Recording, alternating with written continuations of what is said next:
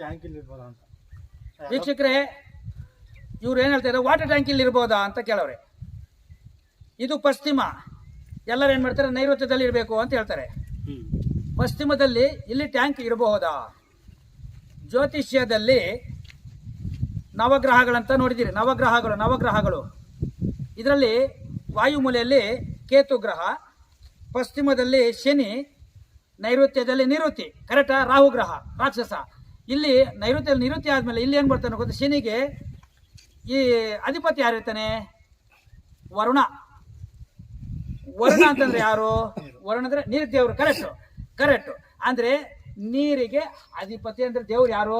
ವರುಣ ಅಲ್ವಾ? ಮಳೆ ಕೊಡೋದಿಕ್ಕೆ ಸ್ಟಾಕ್ ಇದು. ಈಗ ಗೊತ್ತಾಯ್ತಲ್ಲ, ವರುಣ ಅಂದ್ರೆ ಮಳೆ ಕೊಡ್ತಾನಲ್ಲ, ಸ್ಟಾಕ್ ಮಾಡೋ ಜಾಗ ಇದು. ಅಂದ್ರೆ ಇರ್ಬೋದಾ ಇರಬಾರ್ದಾ?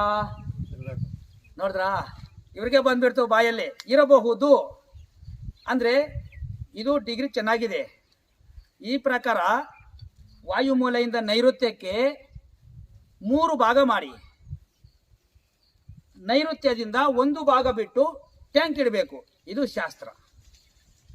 3 ಭಾಗ ಮಾಡಿ 1 ಭಾಗ ಬಿಡಬೇಕು ನೈಋತ್ಯದಿಂದ. ಇಟ್ಟಿರ್ತಲ್ಲ, ತುಂಬ ಚೆನ್ನಾಗಿರುತ್ತೆ, ಡಿಸಿಷನ್ ಮೇಕಿಂಗ್ ಚೆನ್ನಾಗಿರುತ್ತೆ. ರೈಟ್? ಹಾಗಾಗಿ ಇದು ಶುಭ, ಒಳ್ಳೆಯದು. ರೈಟ್? Don't worry. ಕರೆಕ್ಟ್. ಓಕೆನಾ? ಯಾರು ಬಂದ್ರೂ ಡೈರೆಕ್ಟಾಗಿ ಇದನ್ನೇ ಹೇಳಬೇಕು. ಓಕೆ ವೀಕ್ಷಕರೇ.